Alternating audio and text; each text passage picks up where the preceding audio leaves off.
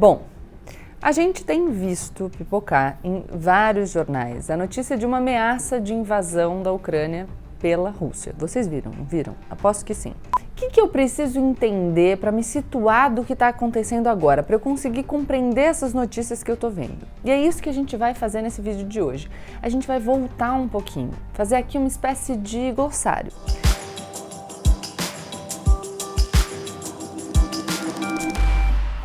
Oi, gente! Como eu sempre digo, a partir de agora, menos emoção e mais razão. Aproveita, já se inscreve no canal, deixa o seu like e compartilha esse vídeo com seus amigos. Antes da gente começar, eu já quero dizer para vocês que eu notei os comentários e percebi que vocês têm interesse por um vídeo explicando a diferença entre os sistemas majoritário e proporcional. Então a gente já está elaborando algo nesse sentido. Outra coisa que eu percebi foi muita curiosidade das pessoas sobre partidos. Vocês sabem que eu e a minha equipe, a gente tinha um projeto de um... Será que eu conto? Não vou contar, mas um projeto envolvendo partidos. E aí, vendo os comentários de vocês, a gente reacendeu essa chama. Então, aguenta aí que essa nossa interação vai dar bom. Bom, a gente tem visto pipocar em vários jornais a notícia de uma ameaça de invasão da Ucrânia pela Rússia. Vocês viram, não viram? Aposto que sim. É um assunto meio distante da gente, imagino eu. De mim, é. Quando eu olho para esse tipo de tema, que não é do nosso dia a dia, como é que eu tento abordar? Eu tento voltar um pouco para trás. Tipo, eu penso, o que eu preciso entender para me situar do que está acontecendo agora, para eu conseguir compreender essas notícias que eu estou vendo. E é isso que a gente vai fazer nesse vídeo de hoje. A gente vai voltar um pouquinho, fazer aqui uma espécie de glossário, para a gente conseguir ter uma noção maior do que é esse problemão que parece estar vindo aí para o mundo resolver. Esse, aliás, é o melhor jeito de estudar. Tem uma coisa que está todo mundo comentando, mas você não tem muita segurança do que isso significa. O que você faz? Você para, se aprofunda um pouquinho. É bem melhor do que fingir que sabe, dar uma opinião de orelhada e deixar passar a oportunidade de aprender de verdade. Porque quando você só fala de orelhada, você, na verdade, está repetindo a opinião do outro. Não está exteriorizando a sua mesmo, porque a sua de verdade você nem sabe muito bem qual é. E aí a gente perde a chance de se colocar, entendeu? De fato se posicionar segundo aquilo que a gente acredita. Olha como estudar um pouco mais, refletir um pouco mais é se empoderar. Esses assuntos de Ucrânia, Rússia, OTAN, Guerra Fria, sanções, não fazem parte do cotidiano da maioria das pessoas. É completamente normal ficar perdido. Então vamos comigo nesse passo a passo, entender o que a gente precisa saber para analisar esse problemão. Vamos aqui puxar pela memória vários filmes que a gente já assistiu. A Segunda Guerra Mundial acabou em 1945 com uma vitória dos aliados, um grupo de países, que incluía o Brasil, mas eram liderados pelos Estados Unidos e pela antiga União Soviética, cuja maior parte é hoje a Rússia, contra o eixo liderado pela Alemanha nazista. Logo depois do fim da guerra, os antigos aliados, Estados Unidos e União Soviética, e olha só essa frente ampla, enfim, os antigos aliados começaram a se estranhar. Eles tinham se juntado contra um inimigo comum, o nazifascismo, mas na real eles já tinham inimizades entre si. Eram duas concepções de mundo completamente diferentes que entraram em disputa para ver quem seria dominante, o capitalismo estadunidense ou o comunismo soviético. Só que esses dois países nunca foram para a guerra diretamente, nesse tempo todo, mesmo brigando muito de outras maneiras. E por quê? Porque em 1945 os Estados Unidos conseguiram dominar uma tecnologia com capacidade destrutiva que nunca antes se havia visto na história. Sim, a bomba atômica. Com essa tecnologia, eles poderiam, se quisessem, destruir o mundo inteiro. Literalmente, não é uma hipérbole não. A União Soviética viu esse perigo e percebeu que o único jeito de se proteger seria correndo atrás dessa tecnologia também.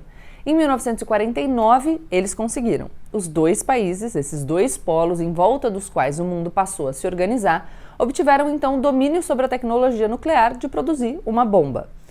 O que isso significou na prática? Que quem atacasse um corria o risco de ser atacado de volta e de destruição completa. Isso ficou conhecido como destruição mútua assegurada. Se um acabasse, o outro acabaria também.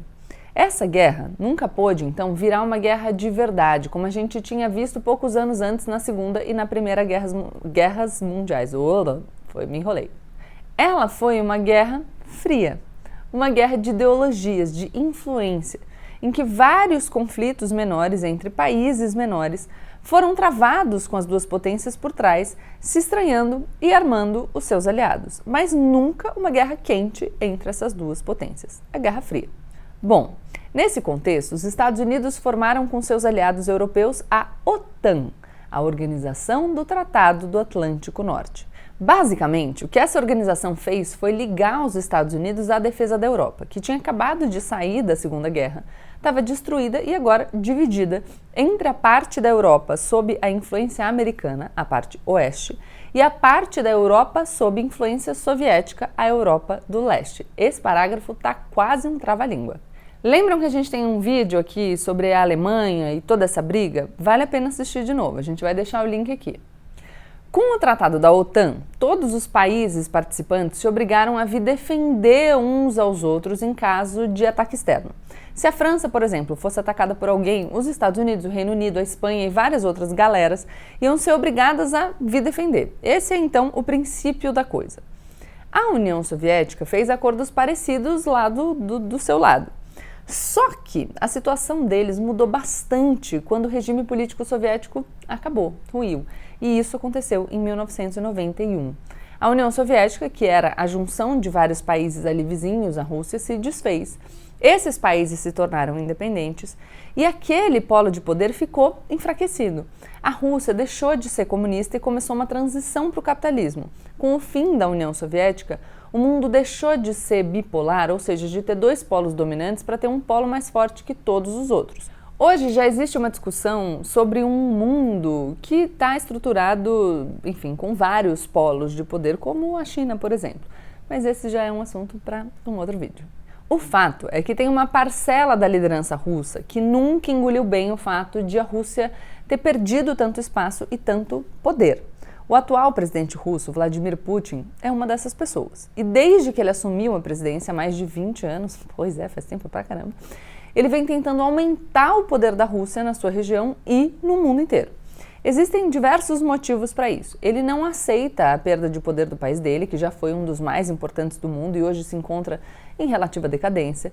Ele sente que aqueles países que hoje fazem fronteira com a Rússia, mas antes eram parte da União Soviética, na verdade, nunca deviam ter se separado, porque de uma forma ou de outra eles pertenceriam à Rússia. A turma do Putin sempre se refere ao passado glorioso da Rússia antiga, buscam reviver esse momento em oposição à decadência e às dificuldades que eles passam agora.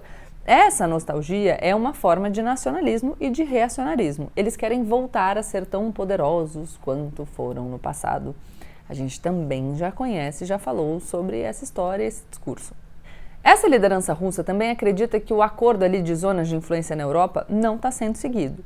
Isso porque depois da queda da União Soviética, a OTAN, liderada pelos Estados Unidos, vem incluindo alguns desses países que antes eram de influência russa, como a Estônia, a Letônia e a Noruega, para o lado deles. Ou seja, para a Rússia, os Estados Unidos estão saindo do quadrado deles e entrando na casa dos outros, mexendo nas gavetas da Rússia.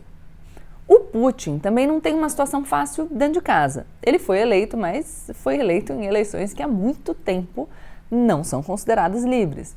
Se um dia o Putin já foi quase uma unanimidade, hoje existe uma oposição interna ao presidente, mesmo que muito perseguida. O seu principal opositor político, o Alexei Navalny, ele está preso hoje num campo de trabalhos forçados. Enfim, nada melhor para unir um país em torno da sua liderança do que arranjar um inimigo externo, né? Esse é o contexto. Bem simplificado, só para a gente se situar no que está acontecendo agora, porque, enfim, tem bastante gente apreensiva e quando a gente vê esse monte de notícias, a gente fica apreensivo aqui também. Embora nós tenhamos muitos assuntos internos para se preocupar aqui no Brasil, né? A Rússia já vem fazendo esses movimentos de tentar abocanhar pedacinhos há alguns anos e vem conseguindo. Invadiu a Geórgia, um país ali pertinho dela, invadiu a Crimeia, que é um pedaço da Ucrânia. Enfim, vem dando seus pulos. E até agora sem tanta resposta do resto da Europa ou dos Estados Unidos. E por que isso? Porque, cara, ninguém quer entrar nessa guerra, nessa zona. Ninguém quer outra guerra na Europa. Ainda mais agora com armamentos ainda mais poderosos e bomba atômica para todo lado. Vocês lembram da história da destruição mútua assegurada? Esse medo é uma ferramenta muito poderosa de dissuasão e o Putin está confiando nesse medo, para tentar dar as suas braçadas impunemente. No final de 2021, enquanto estava todo mundo se desesperando com o surgimento da nova variante Ômicron do coronavírus, a Rússia achou que era um bom momento ali, uma janela de oportunidade, né? Ninguém estava prestando muita atenção, então eles acharam que era uma ótima hora para deslocar 100 mil soldados para sua fronteira com a Ucrânia. Por que não, né? O que fazer com 100 mil soldados na fronteira de um país? Com mais, chegando todos os dias. Se você for lá perguntar para o Putin, ele vai dizer que vocês estão muito nervosos por nada. Os soldados estão ali, porque sim, estão fazendo uns exercícios militares, coisa de rotina. Ninguém admite que está planejando uma invasão assim abertamente. Mas 100 mil homens é coisa pra caramba, não é o desfile dos blindados em Brasília. A questão é, o que esse povo está fazendo lá de verdade? Olha, a Rússia é um país muito grande, com um exército poderoso. Mas se eles quiserem mesmo invadir, não ia ser bolinho, não. A Ucrânia é um país com território enorme, muito difícil de controlar. Fora que por lá são 250 mil soldados na ativa e outros 250 mil reservistas. Uma galera que está disposta a resistir, fora a ajuda que seria enviada da Europa e dos Estados Unidos. A história da Rússia com a Ucrânia é longa. Mesmo antes da junção dos dois na União Soviética, eles já compunham um antigo Império Russo juntinhos. Muitos consideram que foi na Ucrânia, na verdade, na sua capital Kiev, que nasceu a cultura russa. Então, o que o Putin acha é que os dois países nunca deviam ter se separado e que devia ser tudo Rússia mesmo. Segundo as pesquisas, os ucranianos discordam. A maioria prefere permanecer independente e se aproximar mais da Europa. Aliás, vale mencionar que além desse passado de império, existem outras marcas tristes na história da Rússia e da Ucrânia, como o Holodomor, que significa assassinato por fome e se refere ao período de fome imposto pelo regime soviético na Ucrânia entre 1932 e 1933. Os ucranianos estão pedindo há vários anos para entrar na OTAN, exatamente com medo da Rússia e querendo buscar aliados. Isso nunca aconteceu porque, como a Rússia veria esse movimento como uma afronta muito grande, os países da OTAN preferem deixar quieto, entendeu? Não botar lenha na fogueira. O que os Estados Unidos e a OTAN, então, estão fazendo em resposta a esse movimento até agora, né? Esse deslocamento dos soldados para a fronteira? O presidente Biden colocou 8.500 soldados dos Estados Unidos em alerta intensificado na Europa Oriental. Caso necessário, eles não seriam enviados para a Ucrânia, mas sim para nações vizinhas pertencentes à OTAN que podem estar se sentindo em perigo. Caso essa invasão de fato ocorra, os países ocidentais estão ameaçando o Putin com sanções econômicas bastante pesadas. Alguns exemplos. O presidente Biden está falando que vai vetar tecnologias de softwares e de semicondutores americanos para os russos. Ou seja, desde celular, tablet, inteligência artificial e até jato podem ter o seu uso inviabilizado na Rússia. Os Estados Unidos também estão ameaçando vetar o acesso da Rússia a um sistema internacional de pagamentos, o que significaria que bancos, indústrias e indivíduos russos não poderiam fazer negócios que dependam de dólares americanos. Além dessas sanções, eles estão ameaçando com sanções contra o próprio Vladimir Putin, pessoa física. O que eles estão tentando fazer? Eles estão ameaçando aumentar muitos custos de uma invasão da Ucrânia. Os russos querem a Ucrânia, mas será que vale a pena paralisar a economia, sofrer todas essas sanções? Será que a opinião pública não mudaria de ideia, né, com todas essas consequências negativas? E o presidente Putin vai ter que colocar isso na balança também. O negócio é que a OTAN não está totalmente unificada nessa disposição de responder com força. A Alemanha está bastante reticente. Para os alemães, uma ação militar contra a Rússia é algo que eles não podem fazer devido a todo o histórico deles de guerras. Mesmo quanto às sanções, eles não estão muito afim, porque o país depende da Rússia para grande parte da sua energia por meio do gasoduto Nord Stream. Se a Europa Ocidental realmente entrasse em guerra com a Rússia poderia atrapalhar nessa questão do fornecimento de energia. Então, é uma discussão tensa. É um problema, é uma confusão enorme. Não dá... Eu tenho medo até de fazer essas afirmações peremptórias, mas para ser mais confusão que isso. Por isso que o mundo todo está observando como é que isso vai se desenrolar, meio que prendendo a respiração. A gente não sabe como essa história vai rolar ainda. Será que tem uma solução diplomática? Será que a Rússia vai fazer um showzinho aí, mas não vai invadir? Será que a ameaça de sanções pesadíssimas consegue dissuadir os russos da ideia? Será que isso tudo não é só uma manobra da Rússia para tentar aumentar o seu poder de barganha sem, de fato, vamos ver? Eu não sei, não consigo prever. Para a analista estadunidense Fiona Hill, que já trabalhou no setor de inteligência de vários governos americanos, do Bush filho ao Obama e até ao Trump, até o governo do Trump, o Putin não está para brincadeira. Dezembro de 2021, quando começou essa história, marca o 30º aniversário da dissolução da União Soviética e ele está a fim de dar um gostinho do remédio amargo que eles tiveram que engolir para o resto do mundo. Em dezembro de 1991, a Rússia foi obrigada a tirar todas as suas forças armadas das bases na Europa Oriental. O Putin está vendo os Estados Unidos desestruturados, brigando internamente, a gente também está vendo, né? E em retirada do cenário internacional. Talvez ele ache que é o momento ideal para colocar mais lenha nessa fogueira e tentar diminuir a influência dos Estados Unidos na Europa inteira. Agora, se essa ameaça se concretizar, a Rússia vai estar apostando muito alto. E não só na confusão que eles estão arrumando com os Estados Unidos e com a Europa. Mas se eles sofrerem as sanções que estão sendo ameaçadas, estão aparecendo aí como ameaça, isso vai forçar a Rússia a depender ainda mais da China.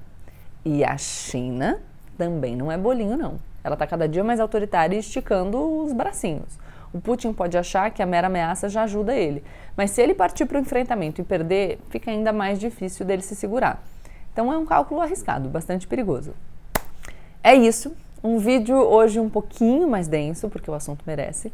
Lá no Clube do Livro, a gente leu agora em janeiro o livro Internacionalismo ou Extinção, do Noam Chomsky, que adiantou para a galera que está lá muitos dos temas que a gente está vendo hoje aqui. Então, para quem não conhece o Clube do Livro, estou aqui falando dele porque realmente ele é um projeto muito legal. Muita coisa séria está acontecendo no Brasil e no resto do mundo e às vezes a gente tem que fazer isso mesmo, fazer esse esforço de parar, dar uns passinhos para trás para entender com um pouquinho mais de profundidade esses temas tão importantes para a política mundial e, na verdade, para o futuro do nosso planeta. Deixe o seu like, se inscreve no canal e compartilhe esse vídeo com seus amigos. Tchau, tchau!